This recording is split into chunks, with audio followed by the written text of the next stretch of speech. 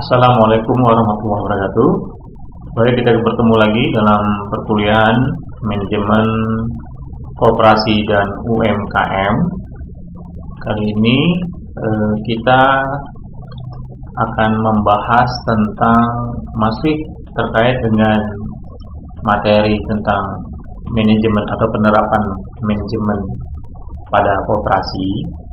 Hanya kali ini kita akan mengambil topik studi kasus terutama terkait dengan implementasi good corporate governance dalam koperasi ya. Kita pahami apa itu good corporate governance atau biasa juga disingkat dengan GCG. Oke, dalam materi ini nanti kita akan membahas pertama latar belakang atau pengantar dari materi good corporate governance dalam koperasi. Kemudian ada beberapa yang harus kita pahami. Nanti di sini ada membahas tentang teori agensi, kemudian konsep good corporate governance, kemudian menjelaskan beberapa indikator good corporate governance dalam koperasi. Kemudian yang terakhir nanti adalah dampak penerapan GCG pada kinerja koperasi. Kemudian beberapa referensi yang bisa digunakan nanti. Di sini ada beberapa hasil penelitian saya, kemudian juga beberapa publikasi artikel hasil penelitian ini yang bisa menjadi referensi dalam pembelajaran tentang materi good corporate governance dalam koperasi. Nanti beberapa artikel ini akan saya share dalam media Google Classroom. Oke, kita bahas tentang latar belakang. Jadi bahwa koperasi adalah sebagai sebuah lembaga bisnis yang telah terbukti menjadi penggerak ekonomi masyarakat atau grassroots ya. Ini sudah kita bahas ya di pertemuan-pertemuan awal bahwa koperasi itu adalah sebagai lembaga yang tentunya sangat cocok sekali dalam pengembangan ekonomi kerakyatan ya. Dan kita juga sudah memahami bagaimana prinsip-prinsip dalam koperasi, kemudian azas dan manajemen yang diterapkan dalam manajemen koperasi. Nah, kita ketahui bahwa berdasarkan data bahwa koperasi sudah sampai 1 miliar anggota di seluruh dunia ya. Jadi ini jumlah anggota 1 miliar anggota koperasi di seluruh dunia. Kemudian koperasi itu juga telah memberikan pembangunan ekonomi dengan memasarkan sekitar 50% hasil pertanian global dan telah mempekerjakan lebih dari 100 juta tenaga. Jadi kontribusinya terhadap penyerapan tenaga kerja sangat tinggi. Kemudian bagaimana jumlah koperasi di Indonesia? Di Indonesia telah mencapai, ini data tahun 2015 ya, mungkin nanti kita 2000 ada penambahan lagi ya. Dari data yang terakhir 2015 bahwa tercatat 212.000 ada 212 unit koperasi yang dengan jumlah anggota hingga 37 juta orang dengan memiliki volume usaha lebih dari 266 triliun rupiah. Cukup besar dan cukup berperan dalam berkontribusi dalam perekonomian. Sementara di Kota Tarakan ini tahun 2016 datanya itu ada memiliki 190 unit koperasi dengan jumlah anggota 3.500 orang dan dari 190 unit tersebut yang aktif adalah 112 yang aktif, sementara sisanya itu tidak aktif. Dan yang telah melaksanakan rapat anggota tahunan pada tahun 2016 di awal itu ada 38 unit ya. Nah, ini ada beberapa latar belakang yang mewarnai, walaupun secara kuantitas ini cukup besar, tetapi juga ada beberapa koperasi yang ternyata tidak aktif. Ini menjadi latar belakang. Nah, tentunya di sini menjadi permasalahan bahwa sejauh ini koperasi sudah cukup banyak, namun berbagai masalah masih mewarnai perkoperasian di Indonesia. Nah, ini misalnya data tahun 2014 itu terdapat 76 unit koperasi yang tidak aktif dan mendapat perhatian khusus dari Dinas Perindustrian Perdagangan Koperasi dan UMKM di Kota Tarakan. Tidak aktif berarti ya sudah tidak beroperasional. Ini ditandai dengan tidak melaksanakan rapat anggota tahunan ya. Ini menjadi banyak masalah. Kemudian berdasarkan Wood Cooperative Monitor yang diselenggarakan International Cooperative Alliance di akhir tahun 2012 itu belum ada satupun koperasi Indonesia yang masuk dalam jajaran Wood Cooperation Monitor tersebut. Dan ini ada yang masuk di sini 300 koperasi terbesar di dunia. Sementara negara tetangga seperti Malaysia, Filipina, Thailand, Sri Lanka dan Vietnam itu sudah menempatkan 5 koperasi dalam daftar tersebut ya. Artinya kita kalah dengan Malaysia, Filipina, Thailand dalam perkoperasian. Mereka telah menempatkan wakil-wakil koperasinya dalam Wood Cooperative Monitor, artinya 300 koperasi terbesar di dunia ya, di dunia ataupun yang terbaik ya. Nah, ini ya menjadi masih masalah. Tadi juga ada beberapa koperasi yang tidak aktif dan secara kinerja kita masih jauh tertinggal dengan negara-negara Malaysia, Filipina, Thailand, Sri Lanka dan Vietnam yang sebenarnya itu mereka negara-negara yang kita ini lebih besar daripada mereka. Nah, dari lemahnya kinerja dan berbagai permasalahan yang dihadapi, koperasi di Indonesia ini ditenggarai atau disebabkan buruknya penerapan tata kelola. Ini yang akan kita bahas. Tata kelola ini atau dalam istilah ininya adalah good corporate governance. Corporate governance itu adalah tata kelola. Seperti misalnya masalah independensi yang lemah, manajemen, kepemimpinan yang buruk, sumber daya yang tidak memadai, kemudian serta korupsi dan nepotisme yang menurut Japis 2010. Nah, ini yang akan kita bahas. Kenapa good corporate governance dalam manajemen menjadi penting ya. Ini dari latar belakang tadi kita melihat bahwa masih lemahnya independensi, kemudian sumber daya yang tidak memadai, manajemen dan kepemimpinan itu disebabkan lemahnya dalam tata kelola, sehingga kita perlu mempelajari tentang tata kelola. Jadi tata kelola atau yang dikenal dengan istilah good corporate governance atau disingkat GCG, ini konsep ini telah banyak diterapkan pada perusahaan-perusahaan swasta besar maupun perusahaan-perusahaan BUMN, perusahaan-perusahaan asing ya. Jadi GCG ini kalau kita baca literatur manajemen ini kita sering temukan diterapkan dalam perusahaan-perusahaan besar swasta maupun perusahaan BUMN. Namun konsep GCG lingkupnya tidak hanya terbatas pada perusahaan-perusahaan besar saja, karena good corporate governance juga merupakan instrumen dan konsep sebagai sebagai langkah pembaharuan dalam setiap organisasi apapun bentuknya, ya, termasuk di koperasi, bahkan di pemerintahan. Konsep ini juga diterapkan ya, good governance ya. Kalau di pemerintahan good governance. Nah, begitu juga di koperasi, sehingga penyelenggaraan tata kelola yang baik pada koperasi merupakan isu yang paling hangat dan gencar disosialisasikan di Kementerian Negara Koperasi dan Usaha Kecil dan Menengah ya. Ini sempat menjadi isu yang cukup marak, dan bagaimana GCG ini juga diterapkan pada koperasi untuk meningkatkan tadi kinerja dan lemahnya tadi ya, banyaknya tadi koperasi yang tidak aktif. Itu salah satunya adalah lemahnya dalam penerapan tata kelola atau GCG. Nah, untuk itu untuk memahami konsep GCG, kita memahami dulu beberapa teori-teori dasar, teori-teori yang mendasari lahirnya konsep GCG. Teori agensi atau teori keagenan ini merupakan teori yang mendasari untuk memahami tentang konsep good corporate governance.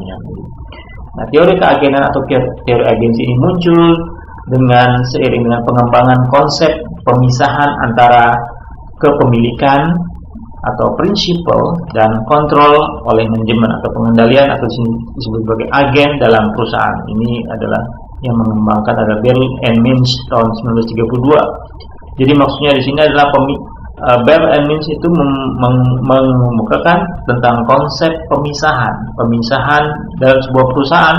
Itu ada pemisahan antara kepemilikan dan ada pengendalian oleh manajemen. Jadi perusahaan-perusahaan yang besar itu kalau ia ingin menjadi besar dan dikelola secara profesional, itu harus ada terpisah antara struktur kepemilikan dan struktur pengelola. Jadi pemilik itu maksudnya si pemilik perusahaan, dia adalah pemodal di situ. Sementara struktur pengelola atau manajemen itu adalah yang manajemennya, yang mengelola sehari-hari. Jadi konsep atau teori agensi ini muncul sejak adanya konsep pemisahan tadi. Nah, pemisahan antara kepemilikan dan kontrol tersebut berpotensi menimbulkan konflik kepentingan antara manajemen agen dan pemilik prinsipal. Ini bisa disebut sebagai konflik agensi. Ini dikembangkan oleh Jensen and Meckling tahun 76. Jadi begini ceritanya. Semula kalau perusahaan itu masih dimiliki 100% oleh pemilik asal atau pemilik pemula atau pendiri perusahaan itu, maka dia mungkin yang akan mengelola sendiri, dia juga sebagai pemilik. Nah, tentunya kalau ia ingin membesarkan perusahaan, tentunya dengan cara seperti itu kan tidak akan bisa berkembang kan. Makanya tadi ada konsep pemisahan, sehingga dia akhirnya mengembangkan perusahaan dengan men-share kepemilikannya. Men-share maksudnya kepemilikan yang 100% itu di-share kepada pihak-pihak lain atau pihak-pihak atau publik. Nah, makanya kalau di perusahaan-perusahaan go public itu kan, itu namanya juga atau perusahaan-perusahaan yang terdaftar di Bursa Efek Jakarta itu atau di Bursa Efek Indonesia itu maksudnya adalah sebelum mereka go public itu pemiliknya itu masih dominan pendirinya. Ketika dia masuk di Bursa Efek, maka kepemilikannya itu di-share kepada pihak lain. Nah, akibatnya apa? Kalau ia ingin men-share ataupun membagi kepemilikannya yang tadinya semula 100%, maka mungkin jadi berkurang, ya mungkin turun menjadi 70% atau 60%, sehingga 30 atau 40% itu di-share kepada pihak-pihak lain. Maka secara tidak mau dia juga harus melakukan pemisahan antara kepemilikan dan kontrol tadi. Dia akan membentuk struktur pengelola dan struktur kepemilikan. Jadi ada pemegang saham, ada pengendali atau manajemen. Maka dia akan mengangkat manajer, mengangkat direksi untuk mengelola perusahaan sehari-hari. Sementara pemegang saham itu hanya tidak terlibat dalam kegiatan pengelolaan. Nah, karena pemisahan tersebut berarti pemegang saham ini tidak lagi sehari-hari di perusahaan, diserahkan, didelegasikan kepada manajemen yang digaji oleh pemilik untuk mengelola perusahaan, dan pemilik tentunya berharap pengelolaan tadi adalah meningkatkan nilai perusahaan. Meningkatkan nilai perusahaan artinya meningkatkan kekayaan perusahaan. Dengan meningkatkan kekayaan perusahaan berarti meningkatkan kekayaan pemilik pemegang saham. Itu yang diinginkan oleh pemegang saham. Namun tentunya si manajer itu juga punya kepentingan pribadi. Nah, padahal tugasnya adalah dia ditugaskan oleh pemilik untuk mengelola perusahaan, untuk meningkatkan nilai perusahaan. Ya, kalau di perusahaan-perusahaan di perusahaan yang terdaftar di Bursa Efek itu peningkatan nilai bisa diindikasikan dengan meningkatnya harga saham. Meningkatnya harga saham kan berarti meningkatnya kekayaan pemegang saham. Nah, itu salah satu indikasinya. Atau kekayaan modalnya meningkat dengan cara apa? Meningkatkan kinerja, meningkatkan keuntungan, tentunya itu juga akan berimbas pada peningkatan kekayaan. Namun tadi saya sebutkan tadi bahwa manajer atau manajemen atau agens itu punya kepentingan pribadi.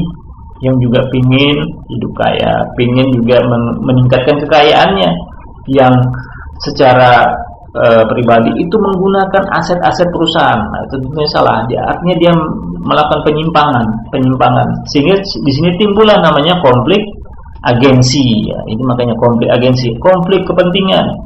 Si pemegang saham itu atau pemilik prinsipal itu pinginnya perusahaan itu meningkatkan, sementara si agen atau manajer itu melakukan penyimpangan apa yang ditugaskan, sehingga timbullah konflik agensi. Nah, konflik agensi ini akan mempengaruhi kinerja perusahaan dan akan menurunkan nilai perusahaan. Hal ini tentunya merugikan kedua belah pihak. Kerugian tersebut disebut sebagai biaya agensi.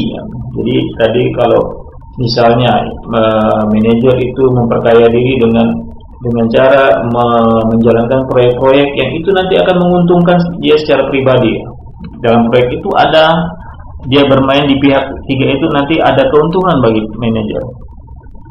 Ataupun dia beroperasional dengan memfasilitasi pekerjaannya dengan serba mewah, misalnya memiliki mobil dinas yang mewah, ataupun melakukan perjalanan dinas ke luar negeri dan lain-lain, yang itu menggunakan aset-aset perusahaan yang tentu itu akan merugikan perusahaan yang tadi tidak sesuai dengan tujuan pemegang saham, yaitu meningkatkan nilai. Nah, sehingga di sinilah terjadi konflik agensi. Ini teori-teori yang dikembangkan oleh Jensen, kemudian Mackling dan juga Berle and Mintz, ya. Nah, dari cerita tadi ini maka timbullah konflik antara pemegang saham, pemilik perusahaan, dan si manajer. Nah, untuk meminimalisir atau mengurangi penyimpangan tadi, maka lahirlah konsep good corporate governance. Jadi konsep good corporate governance itu hadir untuk menjadi solusi mengurangi terjadinya penyimpangan konflik agensi tadi. Nah, tentunya di sini konsep ini adalah bagaimana mengurangi konflik antara kepentingan manajemen dan kepentingan pemegang saham. Maka good corporate governance itu merupakan salah satu elemen kunci dalam meningkatkan efisiensi ekonomis yang meliputi serangkaian hubungan antara manajemen perusahaan, dewan direksi, serta pemegang saham dan stakeholder lainnya di dalam perusahaan, menurut OECD 2004. Sehingga good corporate governance dapat mengurangi biaya agensi dikarenakan adanya peningkatan pengawasan dan transparansi dalam pengelolaan perusahaan, menurut PAMA tahun 80. Jadi intinya bahwa good corporate governance itu adalah sifatnya adalah bagaimana menjamin bahwa tujuan pemilik itu dapat diselenggarakan oleh manajer dengan sebaik-baiknya. Jadi intinya seperti itu, ya. Jadi ada bentuk kontrol, pengawasan terhadap manajer atau manajemen, apakah manajer itu melaksanakan tugasnya sesuai dengan apa yang diinginkan atau sesuai dengan tujuan perusahaan. Jadi sekali lagi di sini manajer itu harus menjalankan tugasnya sesuai dengan apa yang diinginkan oleh tujuan perusahaan. Sehingga di sini ada bentuk pengawasan kontrol dalam konsep GCG tersebut. Nah, itulah inti dari konsep GCG. Hadirnya ataupun munculnya konsep GCG tadi itu karena ada konflik agensi. Jadi tadi ceritanya pertama ada teori agensi. Teori agensi itu bercerita tentang bagaimana timbulnya konflik agensi yang bermula dari adanya pemisahan antara kontrol dan kepemilikan antara prinsipal dan agen. Kemudian untuk mengurangi konflik tersebut maka muncullah konsep GCG agar terjamin apa yang diinginkan oleh tujuan pemilik itu dilaksanakan sebaik-baiknya oleh manajemen. Jadi good corporate governance itu menjadi sistem aturan yang mengatur hubungan antara pemilik perusahaan, manajemen perusahaan, pihak kreditur, pemerintah, karyawan, serta para pemegang kepentingan internal dan eksternal lainnya sebagai suatu sistem yang mengatur dan mengendalikan perusahaan dengan tujuan menciptakan nilai tambah bagi stakeholder perusahaan. Nah, tentunya konsep ini tidak hanya berlaku bagi perusahaan-perusahaan besar, ini pun juga bisa berlaku bagi setiap organisasi apapun termasuk koperasi. Nah, Kalau kita berbicara GCG dalam koperasi, berarti kita berbicara tentang di situ ada pemilik, di situ ada manajemen. Siapa pemiliknya? Dalam koperasi, pemiliknya itu adalah anggota. Sementara manajemennya itu adalah pengurus dan manajer. Berarti kalau terjadi konflik agensi, berarti di situ ada konflik antara kepentingan anggota dan konflik kepentingan dari manajemen, yaitu pengurus dan manajer. Atau bisa jadi terjadi antara konflik agensi antara manajer dan pengurus. Ya, kita tahu bahwa manajer itu diangkat oleh pengurus. Nah, di sini juga pengurus artinya tidak sehari-hari ke kantor koperasi. Koperasi dikelola oleh manajer. Nah, di sini juga bisa terjadi konflik. Manajer melakukan penyimpangan apa yang diinginkan oleh pengurus, sementara pengurus kan itu sebagai salah satu perwakilan dari anggota, kepentingan anggota, tujuan koperasi itu adalah bagaimana untuk kesejahteraan seluruh anggota, sehingga itu yang harus dilakukan oleh manajer. Tetapi terjadi konflik, sehingga di sini juga perlu dalam koperasi untuk menerapkan tata kelola perusahaan atau tadi konsep good corporate governance. Karena kita melihat dalam fenomenanya, menurut data itu banyak koperasi-koperasi yang tidak aktif, banyak koperasi-koperasi yang kinerjanya lemah. Nah, itu disebabkan adanya lemahnya dalam penerapan GCG. Sehingga kita perlu memahami tentang apa itu konsep GCG dalam penerapan di koperasi. Nah, sekali lagi kita akan mengetahui apa itu prinsip-prinsip dasar dalam Good Corporate Governance menurut OECD 2004. Nah, ini kalau ada 5 prinsip-prinsip dasar dalam GCG. Ini bisa kita hafal dengan kata tarif ya. Tarif ya, ini TARIF. Tarif itu berarti T itu ada transparansi atau keterbukaan informasi. Artinya perusahaan itu melakukan transparansi dalam pengelolaannya.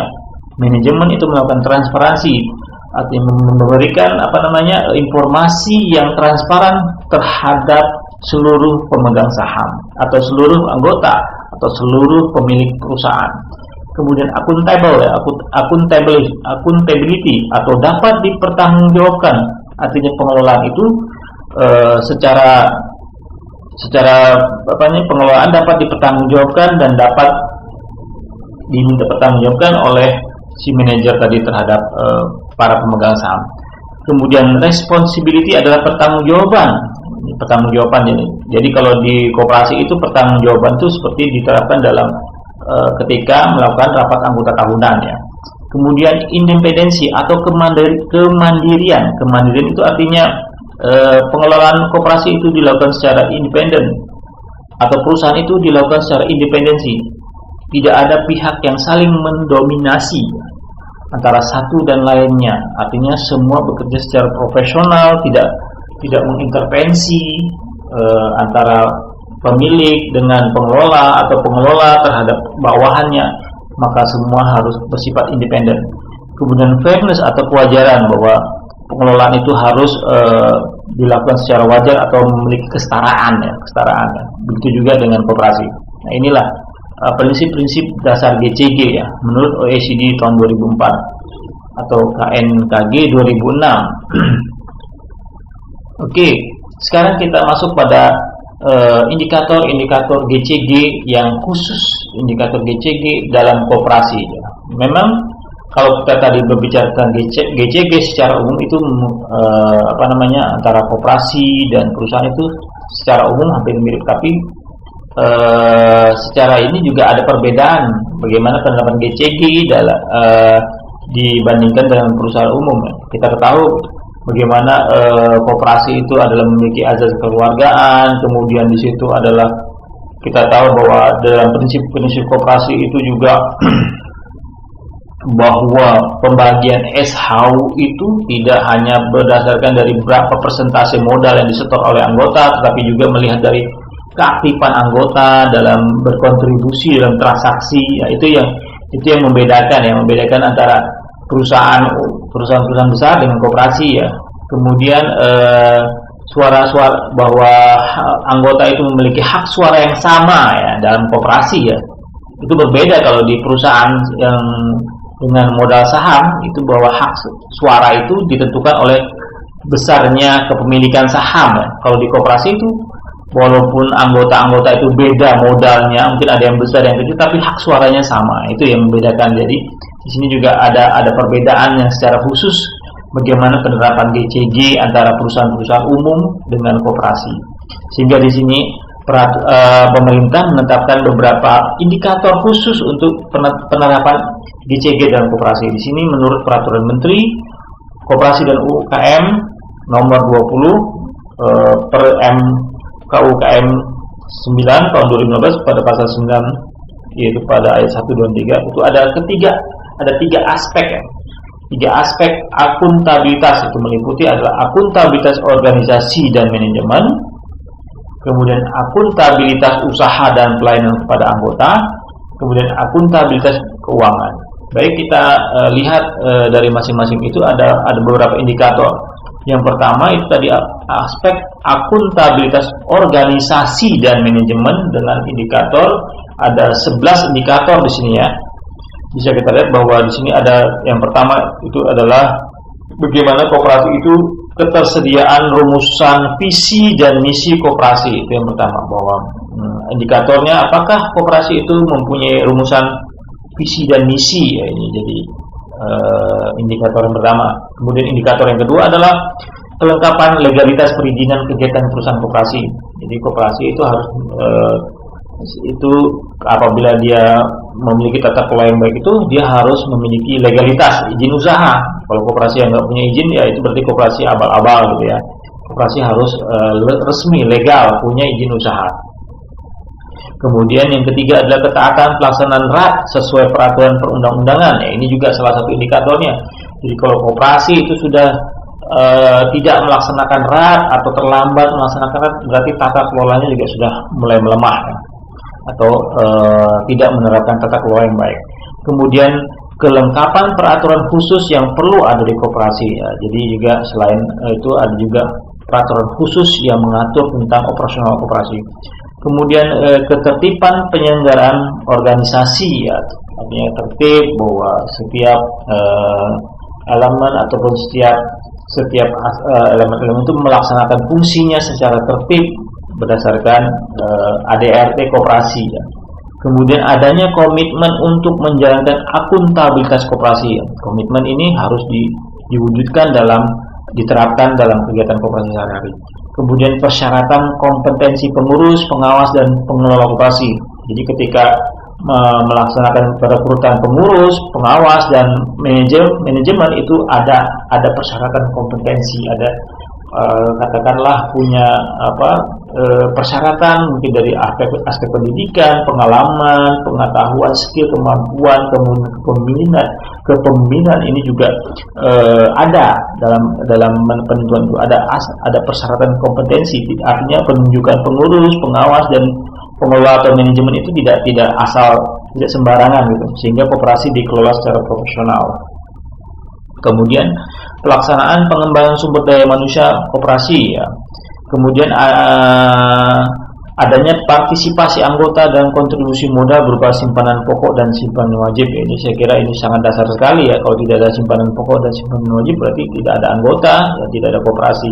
Kemudian ada pendidikan bagi anggota. Ini juga bahwa ada penyelenggaraan pendidikan bagi anggota, tidak hanya bagi pengelola, bagi pengurus, tapi seluruh anggota itu ada pendidikan. Kemudian terjadi peningkatan jumlah anggota. Jadi salah satu indikator penerapan tata kelola yang baik bahwa ada pertumbuhan, ada peningkatan jumlah anggota. Itu dari aspek akuntabilitas organisasi dan manajemen. Kemudian yang kedua dari aspek akuntabilitas usaha dan pelayanan anggota.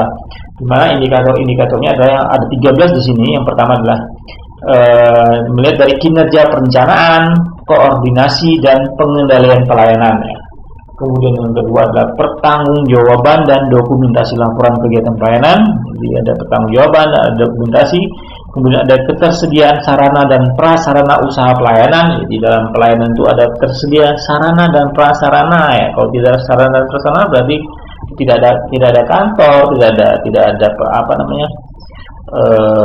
media yang menjadi sarana dan prasarana, itu berarti koperasinya juga bisa disebut sebagai koperasi abal-abal gitu.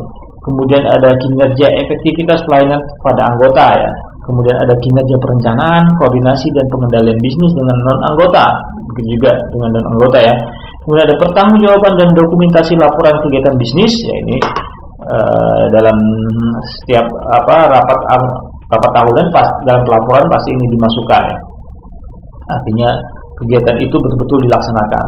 Ketersediaan sarana dan pelaksana kegiatan bisnis dan dengan non-anggota, kemudian kinerja efektivitas bisnis dengan non-anggota, kinerja partisipasi anggota dalam menanggung risiko pelayanan bisnis, kemudian tingkat partisipasi anggota sebagai pengguna berdasarkan jumlah anggota yang memanfaatkan pelayanan koperasi, kemudian tingkat partisipasi anggota sebagai pengguna berdasarkan pertumbuhan partisipasi bruto. Kemudian ada kinerja bantuan pembangunan daerah kerja, kemudian ada pelaporan pertanggungjawaban pada tingkat penanggung jawab kepada atasannya dan dibuat secara berjenjang dalam struktur organisasi koperasi. Ya, ini adalah 13 indikator yang terkait dengan aspek akuntabilitas usaha dan pelayanan anggota. Kemudian yang pada aspek yang ketiga adalah aspek akuntabilitas keuangan, yaitu ada 10, yaitu ketersediaan sistem informasi ya. Di sini ada sistem informasi keuangan atau sistem informasi akuntansinya. Kemudian transparansi pengelolaan dalam sistem akuntansi ya. Transparansi maksudnya transparan, tidak ada manipulasi, tidak ada laporan yang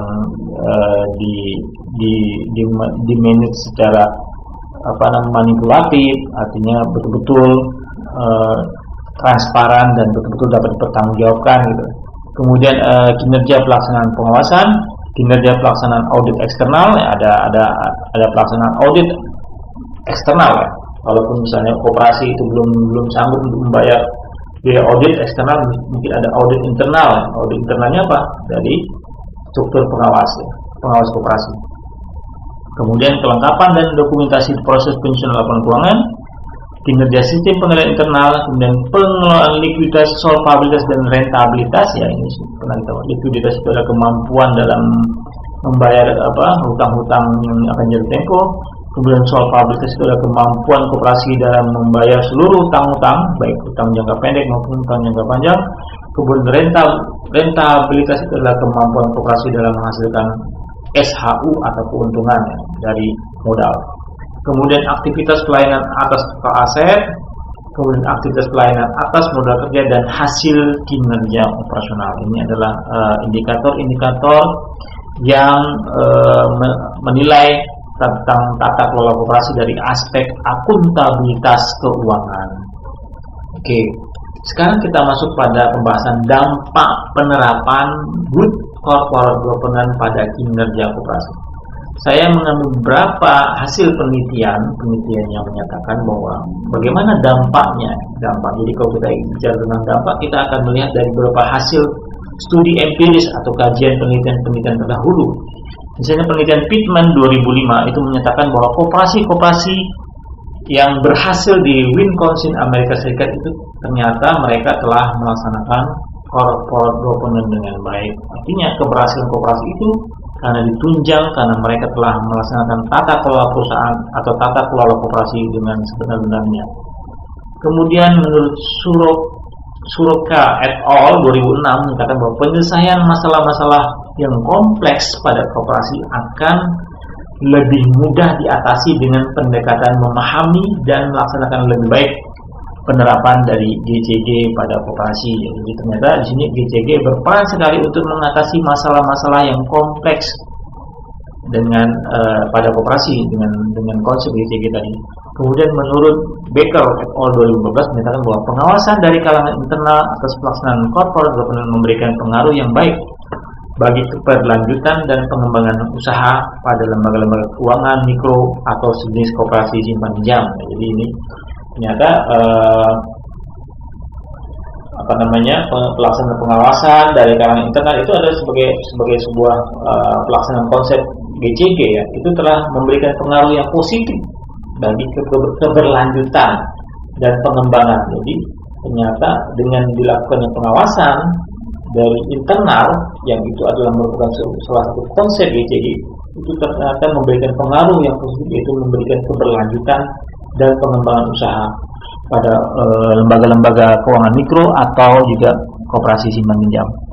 Nah, kemudian ini adalah hasil penelitian saya tahun 2018 bersama Ibu Widya dan Bu Nurjanatul Hasanah.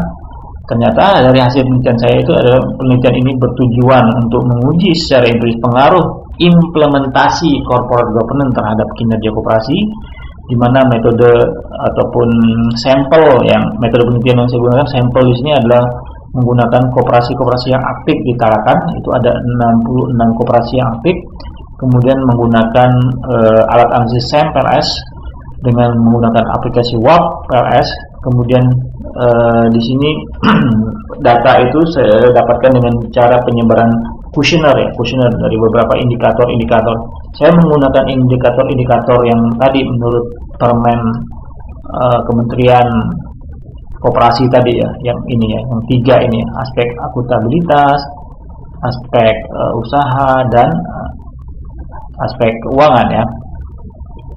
Dan hasil studi menunjukkan bahwa implementasi corporate governance memberikan keberhasilan dalam meningkatkan kinerja koperasi. Ya, ini hasil dari penelitian saya.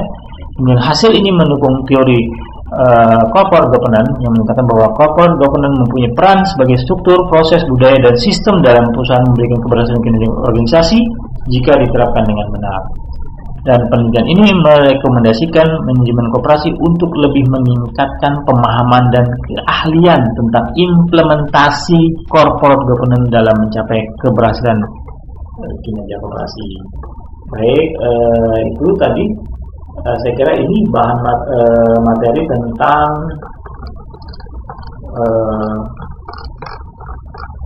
studi kasus atau studi khusus tentang implementasi good corporate governance dalam koperasi. Silakan nanti kalian lebih perdalam lagi dengan materi-materi yang referensi yang akan saya berikan pada Google Classroom terkait dengan GCG pada koperasi. Saya kira demikian untuk perkuliahan minggu ini atau hari ini. Saya akhiri dengan Assalamualaikum warahmatullahi wabarakatuh.